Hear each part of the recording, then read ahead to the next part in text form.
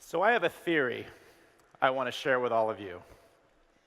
I think everybody who got passionate about security, particularly folks in a technical role, watched some movie or read some book when they were at a very impressionable age.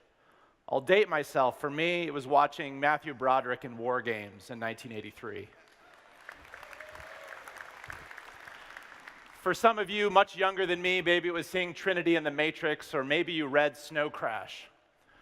But what ties all of those movies and books together is this idea that every one of us that works in security believes we're out to save the world, to have some transformational impact on what's happening. We're going to solve a global pandemic. We're going to save the world. But I can tell you on good authority that the day one experience of a level 1 SOC analyst is not even close to that experience. They're handed a 600 email deep queue of potential phishing attacks and told, please investigate to figure out which ones are actual phishing and which ones were just misreported. Each one will take you 20 minutes to 2 hours. And when you finish those 600, we'll give you the next 600. Forbes is forecasting a 1.1 million job shortfall in cybersecurity by 2020. And if you talk to any chief information security officer, they'll tell you, it takes me 6 months to train somebody because I can't hire somebody who's already trained. They're too expensive. They're productive for 6 months, and then they leave for double their salary. That is not a model for security in 2017. We think we have an entirely new approach, and we have great data and customer validation to prove it for how security can be done in a new way. I'm going to talk to you a little bit, for those of you who aren't steeped in security, really quickly about the security market as a whole. You can think of it really as boiling down to the protection and the detection market. Protection is about stopping something bad. So think about a firewall, antivirus, something like that. But detection is about stopping something bad, but not going all the way to enforce the action to prevent it. So you're going to alert, but the trouble is, as you aggregate more and more alerts, you have to respond to them. And today, people have to respond to them, end to end, from the initial alert all the way through the elimination of the problem. We think this response area is something we have permission to focus on as ServiceNow because workflow, automation, orchestration, these are the capabilities that everybody in this room is focused on. These are the capabilities we've all built out over these many years, and we think that'll make a huge difference. So from an IT perspective, many folks here have an IT background. There's a couple things to remember. First is that everybody in this room is an expert compared to the average security team at this new way of working. You're 3 to 5 years ahead of your peers in security. You had to be to deal with the kinds of workloads and issues that IT faces. But security now is coming up. They're dealing with some of these same challenges. So you need to be able to help guide them. And for IT, the other thing to be aware of is that by tying the CMDB to the alert data from security, you can prioritize in a way that is impossible without those pieces of data together. And that ties directly into remediation, where IT is heavily involved in the decision on how to remediate. Every change to a firewall, every patched asset, every configuration change is managed by IT, not by security. So let's talk about how this works really quickly. First, we integrate your security products. An average organization has 75 different security tools. We directly integrate with security operations with 40 security vendors today. And that allows you to tie all that alert data I was mentioning from those detection platforms into ServiceNow and give it business context. That's really step 2. So if I can prioritize these incidents and understand how they're going to affect the environment from a security perspective and how critical the asset is from a business perspective, that becomes really powerful. Now, this also applies to vulnerabilities as well. So if you're dealing with a vulnerability management process, you have scan data from Tenable and Qualys and Rapid7, and you're tying that data in, and you want to also get that same business context to be able to prioritize which vulnerabilities you want to address first. Once you do that, you get to my favorite capability, which is automating the investigation. This is really where we get that level 1 analyst to love his or her job. Because the 7, 8, 10 tasks you need to do to investigate potential malware on a server, a lot of those investigative tasks can be entirely automated. And that automation can save you, again, 20 minutes to 2 hours per step, per incident. And that makes people really enjoy their job because they get to focus on step 4, which is making the decision. We still want humans to make this decision, right? They want to make the decision to do the block, to make the response action as appropriate to the given attack. And so the human gets to do that. The well-trained analyst gets to perform that action. And then we move to step 5, which is orchestrating the remediation. Again, this is where the tie to IT becomes really valuable, because by tying into IT, we can have a streamlined process from the alert decision all the way through the remediation. And so we can have service level agreements and handle that in a very comprehensive way. And then lastly, we can document everything that we've done so that we have a post-incident review with timestamps of who did what and when, so we can share that with the board of directors, and we can feed it directly into the knowledge base so that the next person who gets that similar incident, again, has a better work experience because they're already a step ahead. So that's what we can do today. Let's talk a little bit about what the averages are this year. So I talked to you about this last year. The numbers really haven't changed. The Ponemon Institute does this survey every year of over 300 organizations. And so this is the stats on how long it takes to identify and contain a breach. The important thing to remember is those two together, 9 months. 9 months. So if you convert that 201 days and look at it in terms of hours, it's almost more scary. 4,800 hours the bad guy, the adversary, is in your environment without your knowledge on average. We wanted to find out what is the average for our current security operations customers. So we went and surveyed the data anonymously, aggregated it back, and it turns out the average is 29 hours. 29 hours to identify a breach.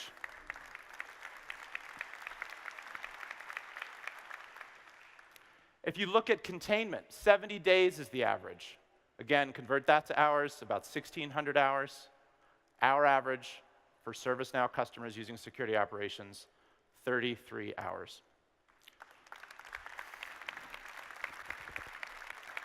So if you convert that to compare it to the statistics for the industry as a whole, it's 160x improvement. We originally had this as a percentage, and just 16,000% just seemed really strange.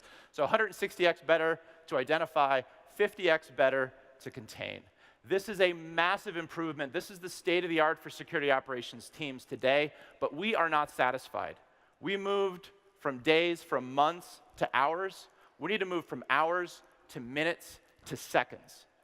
And we're already at the minute mark for certain types of attacks, and we're going to continue our relentless pursuit of making this whole system as quickly as possible. But don't just take my word for it. I'd love you to hear directly from somebody who's deployed security operations in production and hear about his experience. So I'd like to introduce Ron Wakely from AMP. He came all the way from Australia. AMP is a financial services firm, a Global 2000 organization, and you'll get to hear directly from him. So come on up, Ron.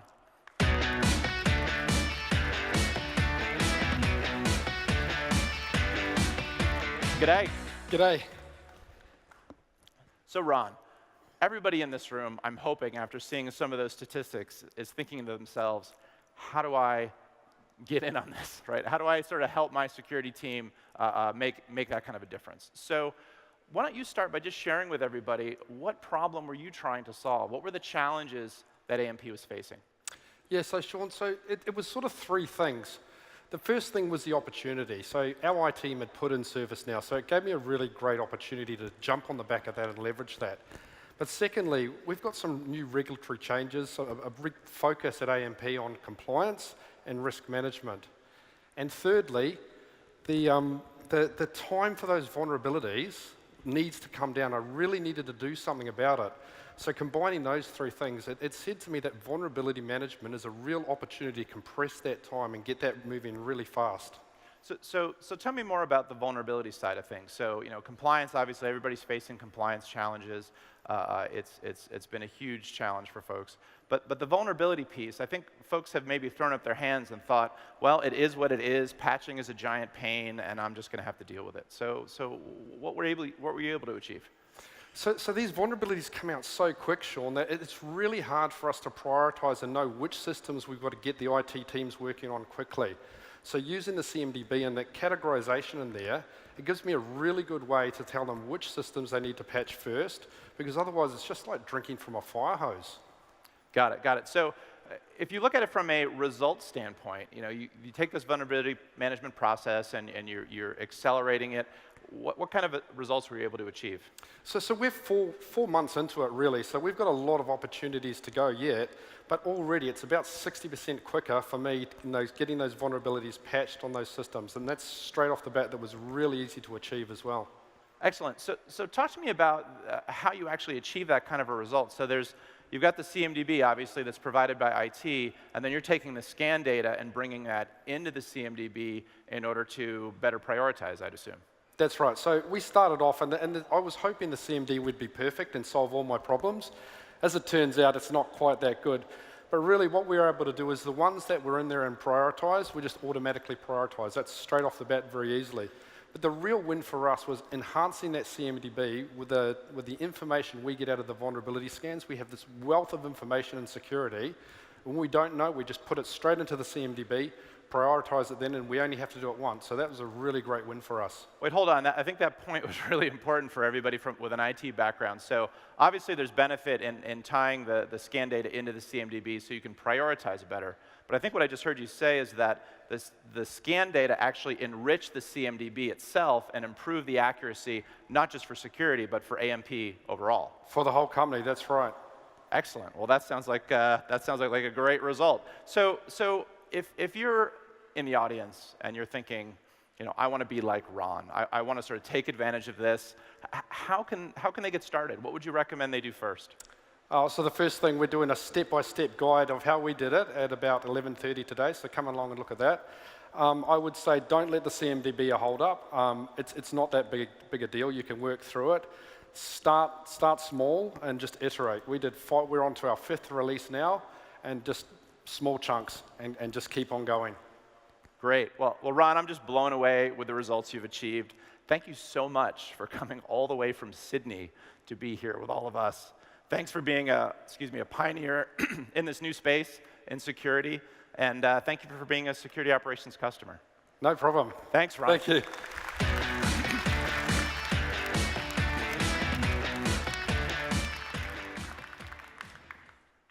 Wow, that was awesome. So let's change gears. I want to talk about where we're headed. I want to start by talking about sharing. Sharing is something at the core of what it means to be human. We all do it all day long, at work, at home. It's like breathing. We don't even think about it. Every piece of software or hardware that you buy in the last couple of years has sharing baked into it from the start. But the challenge is, in security, you're all alone. There's no one to go to when that critical security breach happens, because you risk further damaging your company by sharing with anyone else. But what if it didn't need to be that way? What if there was a way to safely and securely share with people in your supplier network, share with people in the same vertical as you, share with somebody in the same professional network as you? Well, I told a little white lie earlier when I said this is where we are headed. This is where we are in Jakarta. I'm very pleased to announce trusted security circles. Now the security analyst is no longer alone.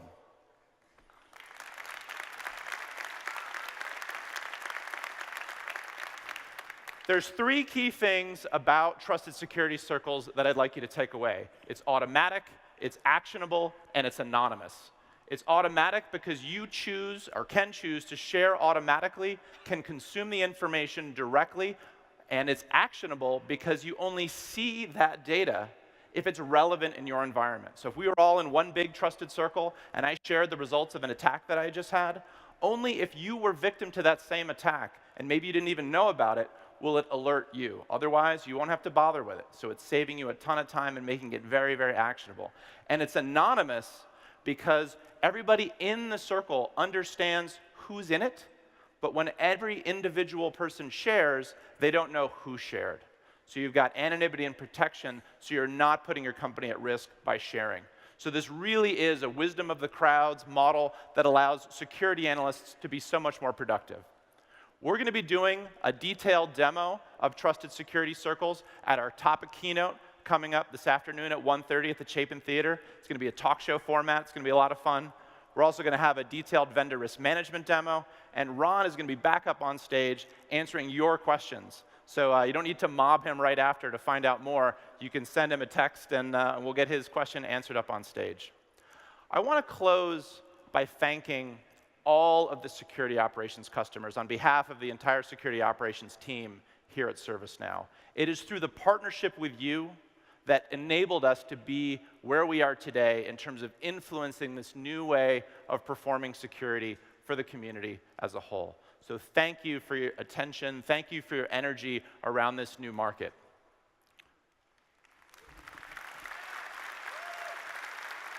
Matters so much. And to all the IT folks in the room, thank you so much for all of the energy that you've provided to this entirely new way of working, and we're very, very excited to keep working with you. So thank you.